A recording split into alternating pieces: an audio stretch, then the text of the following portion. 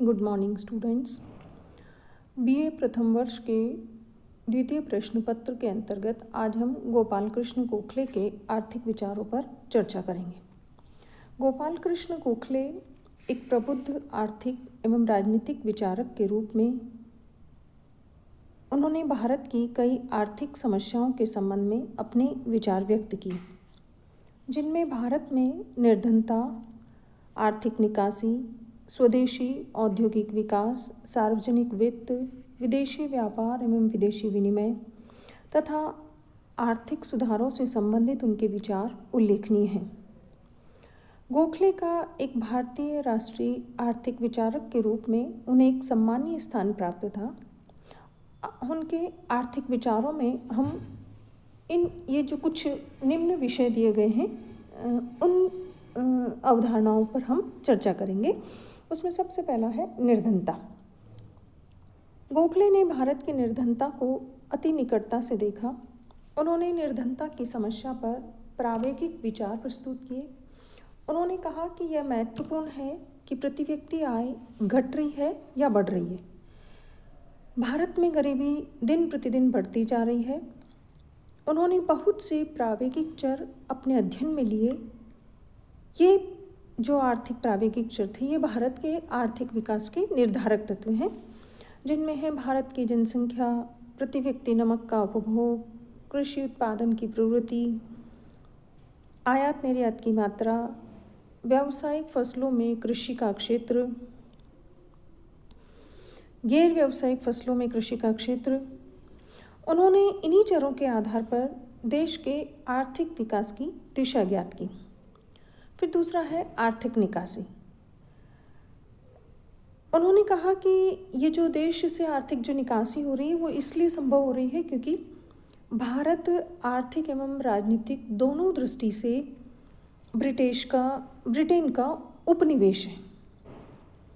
उन्होंने भारत में ब्रिटिश सरकार की नीति, जहाँ एक और स्वयं के उनके अनुसार भारत में ब्रिटिश सरकार की जो नीति थी वो जहाँ एक और उसके स्वयं के राजनीतिक हितों की पूर्ति करती और दूसरी ओर भारत का आर्थिक शोषण भी कर रही थी।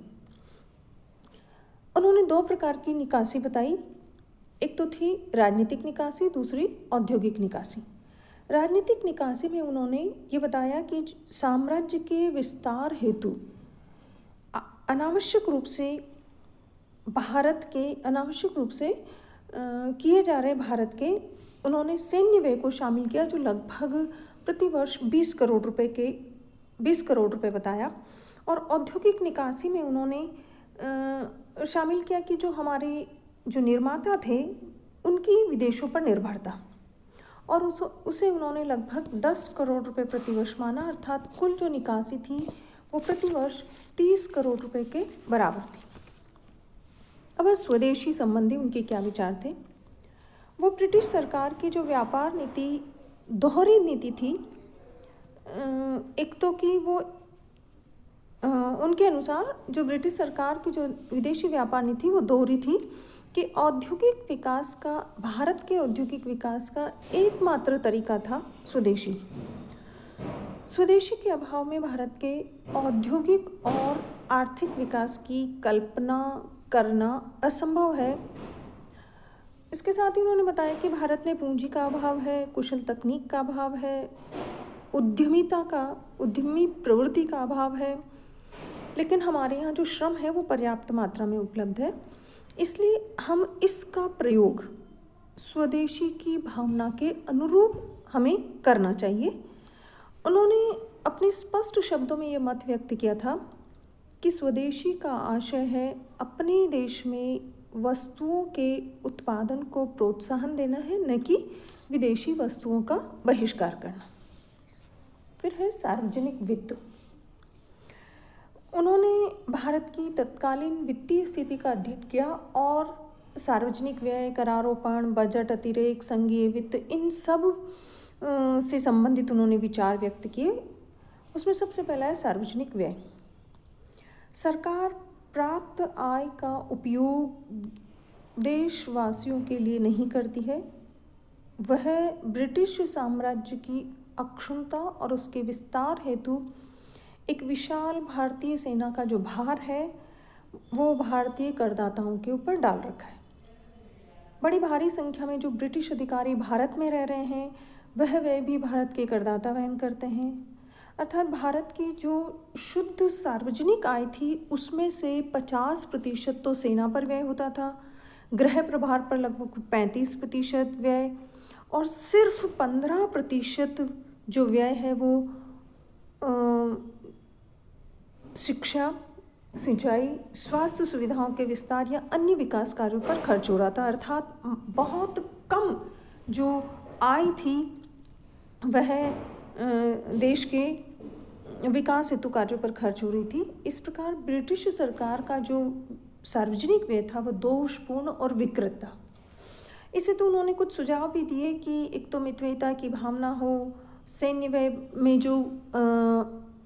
व्यय जो लगभग 50% के आसपास और उसमें प्रभावी कमी की जाए, सार्वजनिक सेवाओं में भारतीयों को अधिक रोजगार दिया जाए, और जो ऑडिटिंग अर्थात जो अंकेक्षण की व्यवस्था है वो स्वतंत्र होनी चाहिए।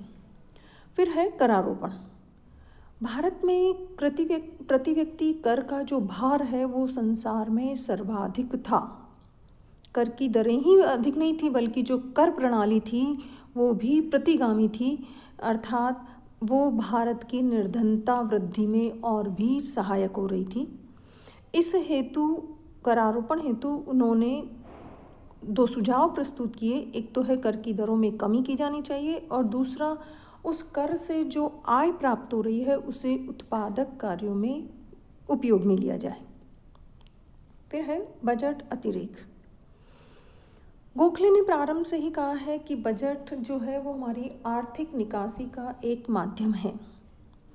20वीं सदी के प्रारंभ में भारत सरकार द्वारा जो प्रस्तुत बजट होते थे वो अतिरेक के अर्थात सरप्लस के होते थे, पर वस्तुतः ये जो अतिरेक बजट है वो हमारे दोहरे शोषण का प्रतीक था। अर्थात ये जो बजट अतिरेक है वो रुपए के अधिमूल्यन द्वारा बढ़ाया गया था, क्योंकि जब भारत दुर्भिक्ष, अकाल, इन सब की जो भीषण त्रासदी थी उससे गुजर रहा था, तब उसके ऊपर कर भार और भी बढ़ गया। और दूसरा कि ये जो वित्तीय संतुलन है ये स्वैच्छिक रूप से उत्पन्न किया गया था, क्योंकि यह जो रुपए की 1894-95 के जो विनिमय मूल्य पर आधारित था जो कि बहुत न्यूनतम था।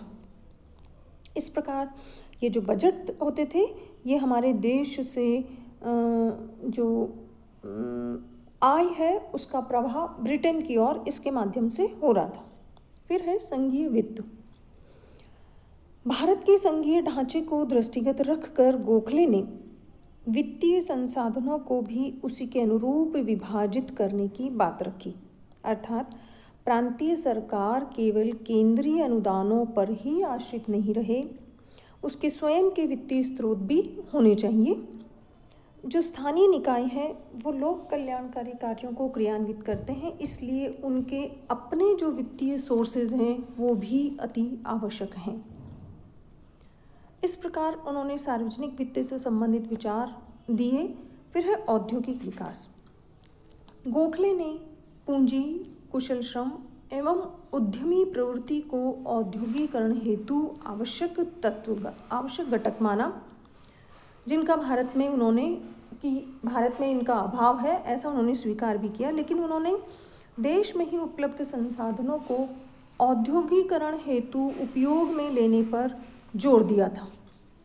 गोखले ने औद्योगिक विकास हेतु मुक्त व्यापार नीति न अपनाकर संरक्षण की नीति पर जोर दिया, अर्थात देश के उद्योगों को संरक्षण प्रदान किया जाए, और ये जो संरक्षण नीति है उसको अपनाते समय हमें उसके दुरुपयोग के प्रति भी सावधान रहना होगा, ऐसा उन्होंने सुझाव दिया।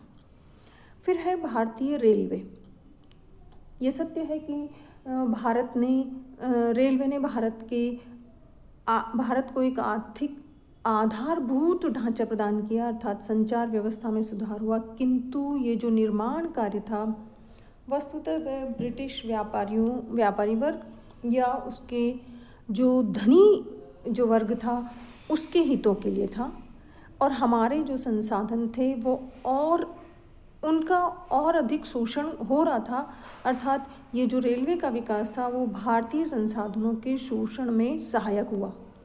वस्तुतः जो भारत में रेलवे निर्माण का जो विकास हुआ उसका मूल उद्देश्य था कि ब्रिटिश हितों की रक्षा की जा सके, अर्थात उन्होंने कहा कि ये जो उन्होंने रेलवे निर्माण को उन्होंने सीमित करने उसका कारण था ब्रिटिश हितों की रक्षा था, अर्थात कि हमारे यहाँ से कच्चा माल वहाँ जाता और निर्मित माल हमारे यहाँ आ रहा था, अर्थात हमारे उद्योग धंधे, कृषि क्षेत्र सब पर उसका विपरीत प्रभाव पड़ रहा था। तो उन्होंने इस रेलवे निर्माण को सीमित करने हेतु दो कारण बताए। एक तो है साधनों का अत्यधिक अभाव और दूसरा रेल निर्माण का वास्तविक उद्देश्य क्या है, अर्थात देश की वास्तविक प्रगति।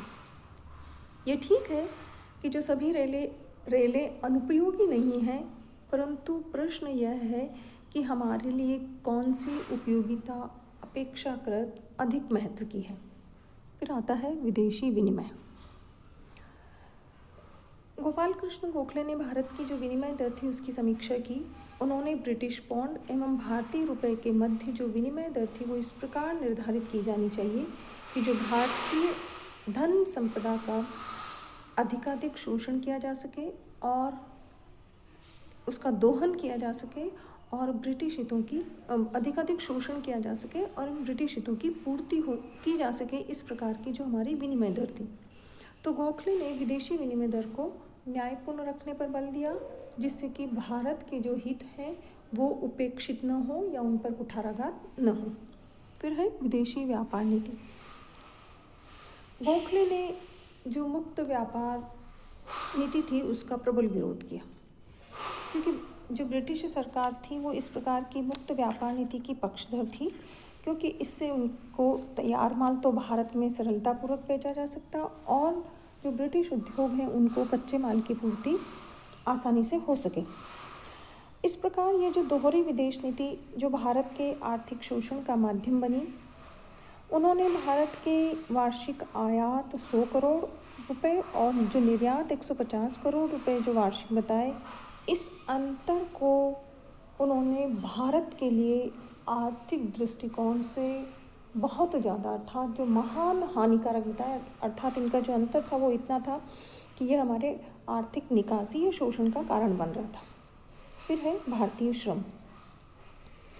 गोखले ने श्रम की महत्ता पर बहुत अधिक बल दिया।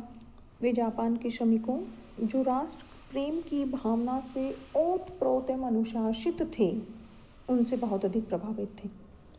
उन्होंने दो प्रकार के श्रमिकों की समस्या पर ब्रिटिश सरकार का ध्यान आकृष्ट किया। एक तो पहला था बाल श्रम, दूसरा अनुबंधित श्रम।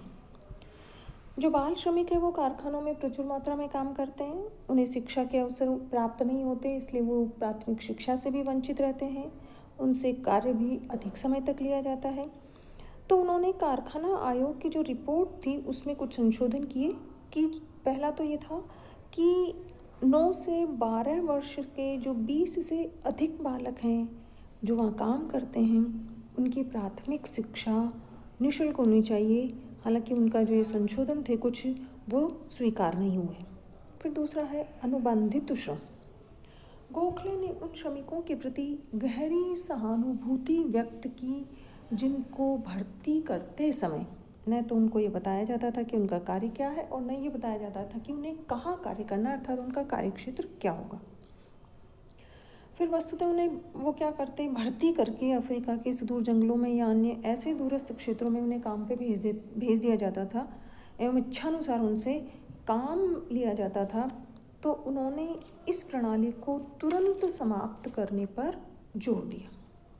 और फिर अंत में है उन्होंने कुछ आर्थिक सुझाव भी दिए जो आर्थिक विकास को आर्थिक कल्याण के परिप्रेक्ष्य में देखा और उसकी प्राप्ति हेतु कुछ उन्होंने सुझाव प्रतिपादित किए। उसमें कुछ मुख्य हैं कि सैन्य व्यय में व्यापक कटौती करके जन कल्याणकारी योजनाओं पर व्यय किया जाए, किसानों को भारी ऋण भार से मुक्ति दिलाई जाए, सहकारी समितियों का विस्तार किया जाए, सिंचाई की सुविधाओं का व्यापक विस्तार किया जाए जिससे कृषि उत्पादन में वृद्धि हो, तकनीकी और औद्योगिक शिक्षा की व्यवस्था की जाए, देश में प्राथमिक शिक्षा को विस्तृत आधार प्रदान किया जाना चाहिए और जो स्वास्थ्य संबंधी सुविधाएं हैं उनका भी विस्तार किया जाए। संघीय प्रणाली के अंतर्गत आर्थिक विकेंद्रीकरण हो। अनुबंधित श्रम प्रणाली समाप्त कर दी जानी चाहिए। सार्वजनिक आय में लगान से प्राप्त आय में कमी की जाए। इस प्रकार गोखले ने जो उपयुक्त सुझाव दिए, इनका क्रियान्वयन होने के पश्चात उन्होंने भारत के सुखद भविष्य की संकल्पना की। गोखले एक उदारवादी विचारक थे। उन्होंने भारत की तात्कालिक सामाजिक आर्थिक स्थिति को तर्कपूर्ण विचारों के माध्यम से सरकार के समक्ष रखने का सार्थक प्रयास किया। गोखले ने ब्रिटिश सरकार की शोषणकारी आर्थिक नीतियों को भारतीय जनता के समक्ष प्रभावी तरीके से प्रस्तुत किया। इस प्रकार उनके जो विचार थे, उसके माध्यम से उन्होंने देश की सामाजिक आर्थिक स्थिति को देश की जनता के सामने रखा। धन्यवाद।